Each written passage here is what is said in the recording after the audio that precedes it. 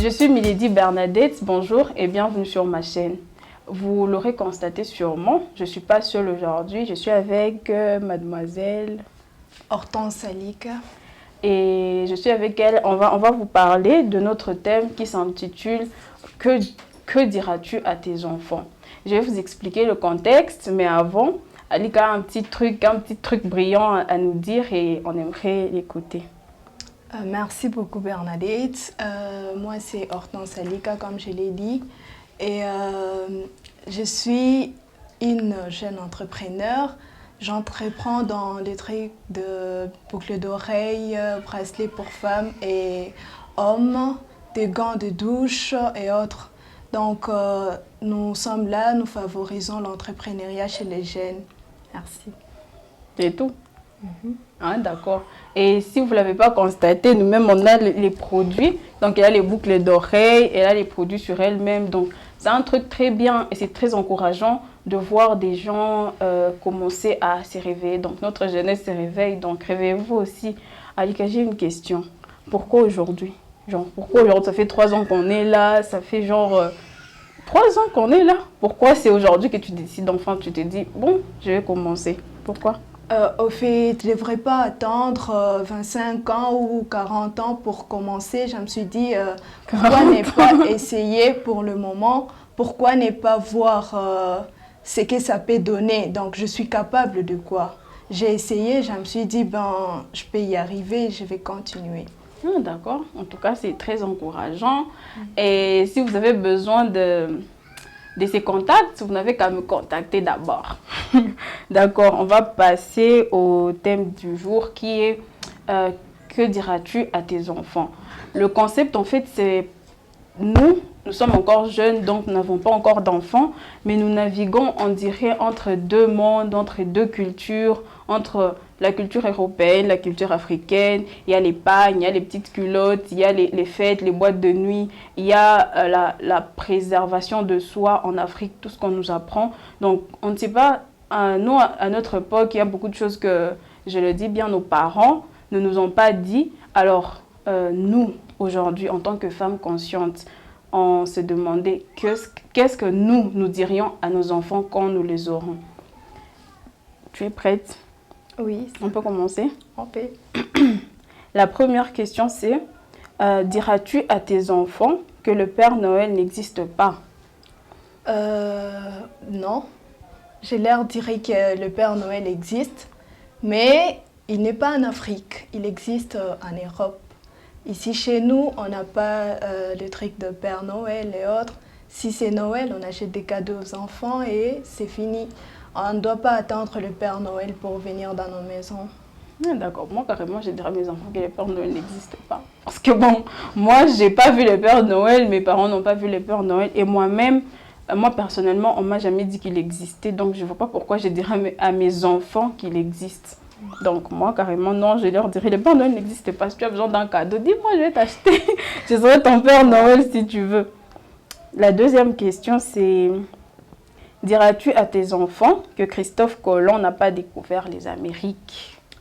Je pense que je leur dirais que c'est Christophe Colomb qui a découvert les Amériques. Pourquoi? Parce que dès l'école primaire, il y a un cours qui s'appelle Histoire et autres. Ils apprennent là-bas que c'est Christophe Colomb qui a découvert les Amériques. Et pour les aider, je ne peux pas venir contredire ce que leur maître ou maîtresse leur avait enseigné. Parce que là, l'objectif, c'est qu'ils puissent avoir l'idée de tout ce que la maîtresse enseigne pour avoir des points plus tard. Sinon, elle va reprendre des classes à chaque fois. Donc, l'enfant a une entière confiance en son maître ou en sa maîtresse. Moi, en tant que parent, c'est juste l'aider à faire des recherches personnelles, créer en lui un esprit de curiosité qui l'amènera à découvrir beaucoup de choses plus tard.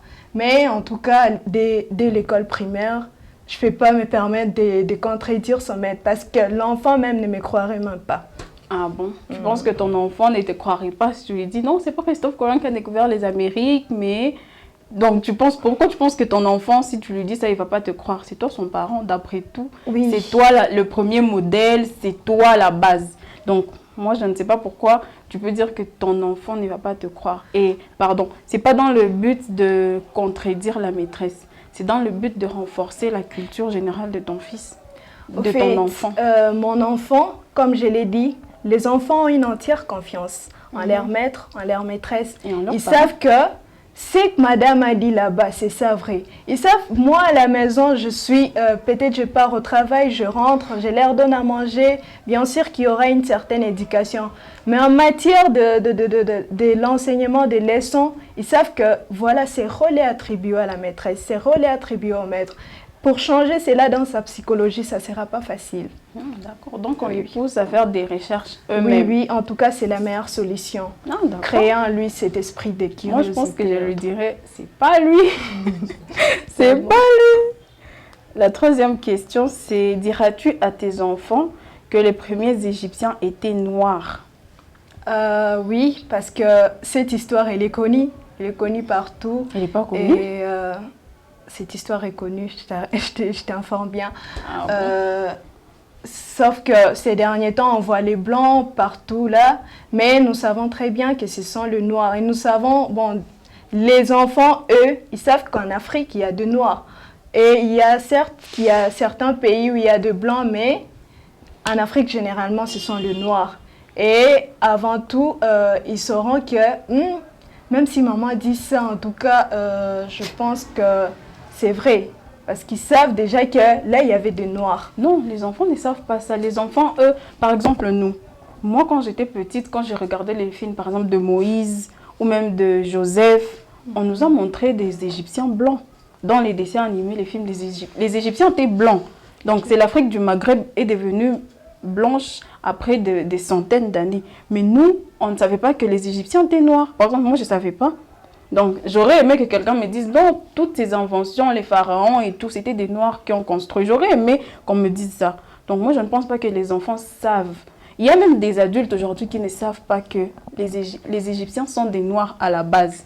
Ils ont été peuplés par les Arabes après, avec toute la technologie qu'ils avaient. Peut-être qu'ils ont fini par repousser les noirs, on ne sait pas. Voilà même le pourquoi j'ai dit avant, la question précédente, j'ai dit je ferai en sorte de créer un esprit de curiosité. Donc l'esprit qui les amènera toujours à savoir, genre, pourquoi on dit ceci. Donc créer d'abord des trucs, genre je les inscris dans des centres de, je sais pas, dans des bibliothèques, pardon. Je me dis, dans cette bibliothèque, l'enfant apprendra beaucoup plus. Et ce qui viendra après, peut ou n'est pas, je dirais contredire ce qu'il a lu, mais au moins il a déjà une connaissance. Moi, là, en tout cas, ça ne sera pas facile qu'il me croie. Il voit des films par-ci, par-là, des dessins animés, il y a des blancs et autres. Leur maître les dit qu'il y a des blancs là-bas. Et puis moi, en tout cas, ça ne sera pas facile qu'il me croie. Pourquoi? C'est ça que je ne comprends pas. Comment est-ce que ton enfant, toi, sa mère, tu l'as mis au monde, tu l'as vu grandir, tu me dis que ton enfant aura des difficultés à te croire quand tu lui diras des choses. Pourquoi? Pas toutes choses. J'ai dit en matière d'enseignement. Tu vois, mais moi je pense que la psychologie de l'enfant s'est dit, maman, elle m'apprend comment prier, maman m'apprend comment manger à table, maman m'apprend comment... Donc, de bonnes manières, quoi. Mais en matière des enseignements par-ci, par-là, l'enfant a une entière confiance en leur maître. Moi, je ne pense pas qu'à l'école, on dit aux enfants que les Égyptiens étaient blancs ou étaient noirs. À l'école, moi, je pense qu'en tant que parent, le fait que ton enfant est en train de regarder, par exemple, un dessin animé où c'est question des Égyptiens. Tu vois, les Égyptiens, ils sont blancs. Or, l'histoire date, disons, de 100 ans, 500 ans. Toi-même, en tant que parent, tu dois dire à tes enfants, peu importe leur âge, tu dois leur dire non, ils étaient noirs avant. Des trucs comme ça, genre, ils auront confiance en toi parce qu'ils sont tes enfants. Genre, tu te dis la confiance depuis le début. Donc, c'est toi leur... Moi, je pense que tu es la première enseignante. Donc, c'est toi la première maîtresse. Donc, tu dois leur dire non, ils étaient noirs avant parce que l'Afrique était comme ça. Bien sûr, ce sont des enfants. Et bon, peut-être qu'ils ne vont pas le prendre directement. Donc, ils ne vont pas l'assimiler directement. Et à l'école, il peut demander à son maître, monsieur, est-ce que les Égyptiens avant étaient noirs? Et si le maître aussi est cultivé, il va confirmer. Mais l'info, elle vient de toi d'abord. Et tu penses que quand il va poser la question à son maître et son maître me contredit, il va croire en qui? C'est toi la mère. Il va revenir, il va te dire, maman, le maître a dit ça. Voilà. Mais c'est toi la maman. Je t'assure, même si j'ai un niveau d'études plus supérieur que son maître, il va croire en son maître. Bon, Essaie de faire une expérience. Moi, je ne pense pas. Mon enfant, non, moi je pense que le parent, il doit cultiver la confiance de son enfant depuis les débuts. Quitte à ne pas dire, mon enfant aura plus confiance en quelqu'un d'autre qu'en moi. C'est pas possible. Ça dépend des matières aussi, j'ai bien dit. Quelle matière? Matière d'enseignement, matière de bonnes manières. Là, ils savent que ce sont les parents. Tout ce qu'ils doivent faire en route, tout ce qu'ils ne doivent pas faire. Les parents, ils ne sont pas intellectuels. Les parents sont... Non, les parents sont intellectuels. Et alors? Là, l'objectif, c'est quoi? L'objectif, c'est que l'enfant apprenne ce que son maître a dit pour avoir de bons points plus tard. Ce n'est pas une question de contredire le maître. C'est de renforcer la culture générale de l'enfant. Tu ne vas pas être là, non, ton maître, il t'a menti, les Égyptiens, tu vois, non. Toi, tu renforces la culture générale. Et si l'enfant, plus tard, il s'est dit que non, maman m'avait dit ça, le maître m'avait dit ça, moi, je vais chercher maintenant moi-même parce que je ne sais pas qui avait raison, qui avait tort. Tu vois le truc? On peut passer à la question suivante. La 4e question est, diras-tu à tes enfants que l'ancêtre de l'humanité a été découvert en Afrique? Bien sûr que oui. Je leur dirai à haute voix même parce que c'est connu par... Ah là, tu es d'accord que tu as le droit de dire à tes enfants des trucs? Je suis d'accord parce que je suis sûre que leur maître leur avait dit c'est là. Toi, tu vas éduquer tes enfants en fonction du maître? Non, ça, il ne s'agit pas de l'éducation. Ça, c'est pas une éducation. C'est une éducation intellectuelle. Voilà. Pourquoi on paye le maître? Pourquoi on les envoie? On a confiance que le maître font quelque chose là-bas d'important. Oui. Nous, là-bas, c'est leur dire, mais non, tu vois, oui, ton maître avait raison et autres. Voilà, s'il y a à corriger, on peut corriger. Mais en tout cas, personnellement, je leur dirais que c'est oui. C'est ça, oui. Moi aussi, je leur dirais que c'est oui. Seulement, le truc, c'est que jusque-là, je ne comprends pas ta logique. Genre, je ne sais pas pourquoi, si le maître dit ceci, même si c'est faux, tu dois laisser l'enfant y croire.